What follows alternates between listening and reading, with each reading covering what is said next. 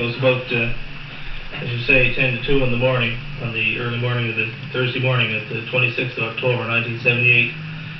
We received a call from a local resident here in Clarenville that there was something flying in the sky and that it appeared to be a UFO. At the time, I was on the other side of Clarenville. I couldn't see the object, so I patrolled down to what we call Marine Drive, and I stopped the police car where the resident was standing on the road with his binoculars, and looked up into the sky and noticed a oval-type like object coming from the west, heading east, just across the sky here in Clarenville. Now, it appeared to me at the time that the object was anywhere approximately probably 2,000, 3,000 feet in altitude, and its distance from Clarenville is approximately about a half a mile, no more than that. Now, at this time, my first impression, I thought it might have been a jet flying overhead, until the resident passed me his binoculars and asked me to take a closer look, which I did. And at this time I could see blue flashing lights. Now, I still wasn't sure the identity of the object. I thought to myself it could have still been an airplane, so I strolled to the detachment office and obtained the telescope that we have here. Now, the magnification of this telescope is from 15x to 60x range. It has a zoom lens.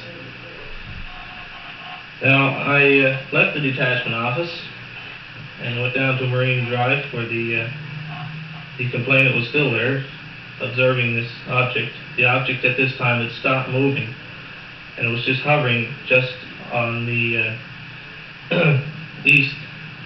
northeast coast of Random Island. I watched the object again to see if it was going to move anymore, and it didn't, so I set up my tripod that we used for the telescope, mounted the telescope, and observed the object at the 15x range.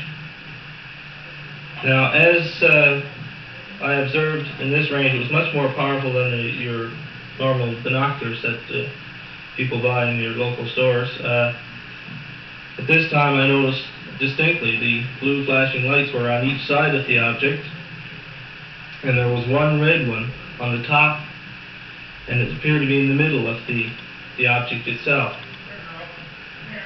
Now, I was a bit bewildered at first as to what it was. I was very astonished, so I zoomed in the object to take a closer look. Now, at this time, the object was filled out the whole circular telescope, the end of your telescope, circular. Well, it filled out completely, and I had to focus a bit. And the bottom half of the object was completely illuminated by some sort of light. Now, I couldn't see where the light was coming from. It didn't seem to be like a reflection. It seemed like a source of light. Now, the blue light in question was flashing very, very rapidly. It's the fastest flashing light I've ever seen on any police vehicle or any aircraft. And the object turned around, and I noticed that it also had a blue light on the other side as well. And it too was flashing at a very rapid speed. So I watched it at maximum range, and I zeroed in on the red light on top to see if I could make out what it was. Now, this red light was combined of a red and a white light, so you have a flashing red and white together. You'd have red, white, etc. This light as well was still flashing quite rapidly. And I observed the tail of the object was an oval shape, and it also had a small fin like an airplane, triangular shape, but it was much smaller, it was stubbier. Like, it didn't seem like it would be any use of, to any aircraft that, known to man. The vehicle stayed there for approximately an hour and a half without moving. Then it started to turn from side to side, and it would move up and move down sideways, back and forth. And then it proceeded then to leave the Clarenville area. At first, it started off very, very slowly. It appeared to be driving probably at an airspeed of a jet, a normal jet, no faster. So I left the lower road there in Clarenville called Marine Drive, came back to the office. I set up the telescope here in this office and watched it leave the area. And just as a split second, the vehicle disappeared. Now I can't say whether I don't even know what the object was, but I was positive it definitely was not a star. In fact, I did try to zoom in the brightest star just to be on the safe side before I did make any type of an official report. And this proved negative. There was no way I could zoom in a star at this range. I haven't seen the object since. We have had many reports about the object been seen lately, but they've been proved negative. Well, that's all I can tell you right now, Mr. Strong, about the object. Constable, would you care to give us an opinion of how big the object might have been, how long it might have been, or how high it might have been? Well, the size appeared to me, I don't know if you noticed the 737 Boeings that the EPA used. It was a little bit larger than that, but a little smaller than your DC-8. It was about in the middle there somewhere. A couple of 100 feet? Yes, yes.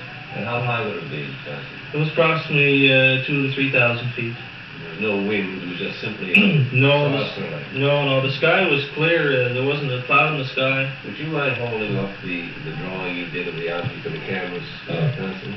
Yes, this is just a rough sketch of the object, and you notice here that this is the tail that I mentioned earlier, and it's a very small tail.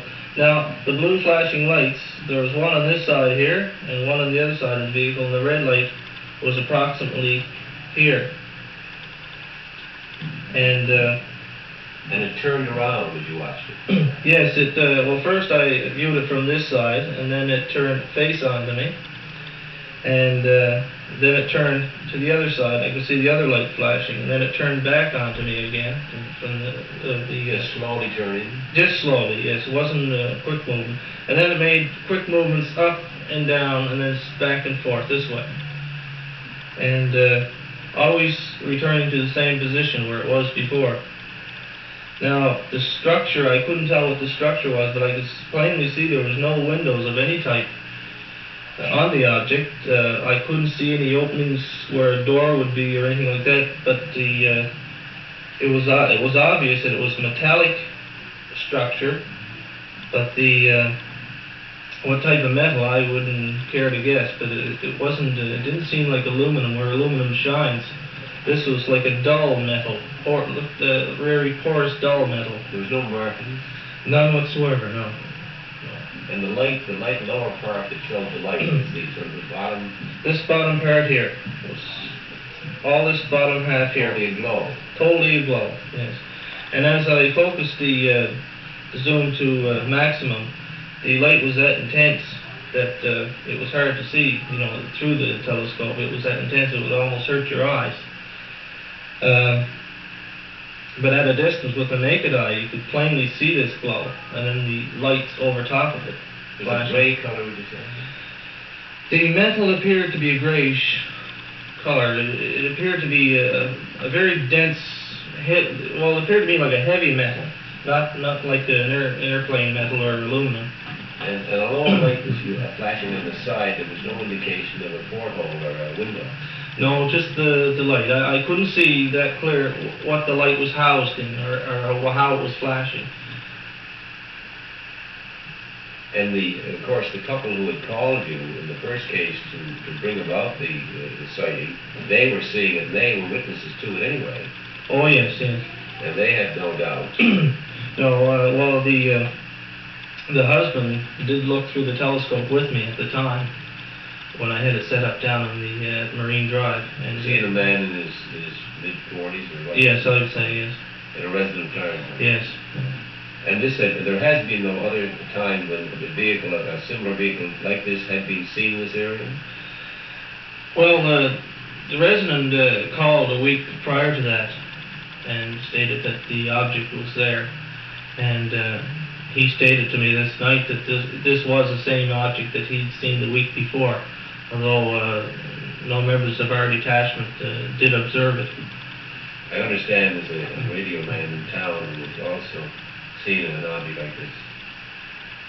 I understood from the sergeant. Well, I don't know anything about that. No, I don't know anything about that. Is there anything else you'd like to say, Constable? Because I think this is rather a historical film we're doing for the archives.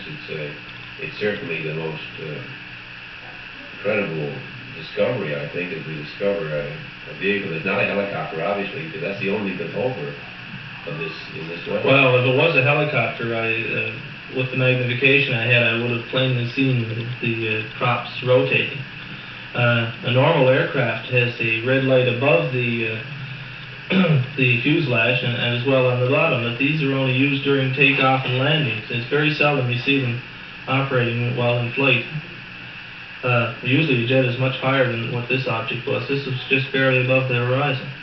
Was it actually over Random itself? Yes, it appeared to be around the district of Weybridge in Elliott's Cove, which is across the water here is approximately half a mile. It's just over that? Yes. So it's possible that people in that area might have seen it. Oh yes, I'm surprised we haven't received more reports than we did. Like I say, it was in the middle of the week, of course, and it was there until approximately, I believe, 3:30 before it left. We're talking about October 26, 1978. That's right, yes. It's a normal reaction from any human being. You would say, well, anybody's talking about a flying saucer or UFO, well, it's a lot of mumbo-jumbo. I'd say probably a lot of people here in Newfoundland don't believe these things. But it really changed my outlook of this situation since I did sight this object. Like you say, Mr. Sterling, I still can't say what it was, what kind of a vehicle or it was, or whatever kind of an aircraft. But it certainly changed my outlook on the situation. I always have been a non-believer in these things before, but it really changed my opinion after seeing this thing. Well, you say now you now believe there is such a thing as a UFO? Well, it appeared, well, after what I've seen, I suppose I wouldn't be able to say, no, I don't believe in it. I'd have to say yes. There was no wings on it, there was no sign of propellers or jet engines. So there was nothing there that I could see was holding that thing in the air, other than this small little tail at the rear end, but like I said, I couldn't see how that had any use to, A pyramid shape. Yeah, right, yeah. Of course, under the theories, the pyramid was an anti-gravitational engine, and that they reversed the gravity, and that's one of the theories they have on these vehicles. But it means that there's a technology we don't know about somewhere in the cosmos. But in other words, we've seen a vehicle that is contrary to any exists in the world. Yes, well, I've taken up airplane building as a hobby myself. I've known just about every aircraft ever built, but this is the first one of this design that I've ever seen or even read about. And of course, it's impossible to estimate how big it was, other than it was between those two planes you mentioned. But it would certainly be over 100 or 200 feet long. Oh, yes, definitely, yes. So a vehicle 200 feet long and 30 or 40 feet high, hovering for over an hour and a half, under telescope observation, is certainly something that's beyond our present understanding of aerodynamics. And I can well understand it must have been, after you'd seen it, after you start thinking and being asked about it, must have really been a strange sensation. Well, it was. My first glimpse of it like I said before, I was very bewildered, and then after looking into the other witnesses' binoculars, I was even more amazed. But then after I observed it through a telescope, I didn't know what to think to myself. I said, what am I looking at? Is it a star? And so this is when I went ahead and focused in the brightest star I could find. And I said, no, it's not a star. But these lights is what really threw me off. It's not what I expected to see in a UFO. I thought you'd just see a white light, and that, this is all there was to it. A blue and a red and white, a blue on each side and a red and white, fast, and all of them were flickering on and off at a tremendous speed. Very tremendous speed, yes. It was almost like the speed of what we have those white lights they use in these rock and roll groups, where it distorts the vision if you're ever in the building at the time. It was flashing almost as fast as these would flash.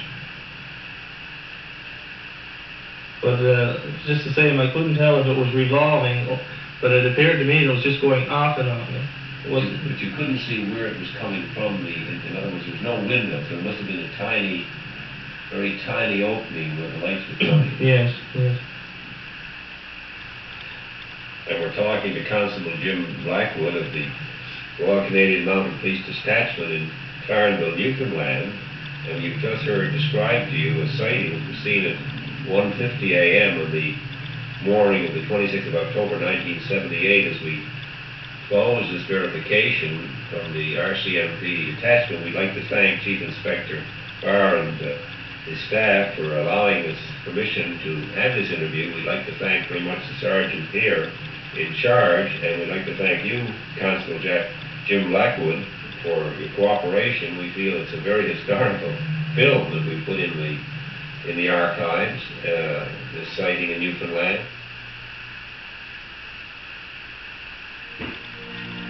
Come, gather round, people, wherever you roam, and admit that the waters around you have grown, and accept it, that soon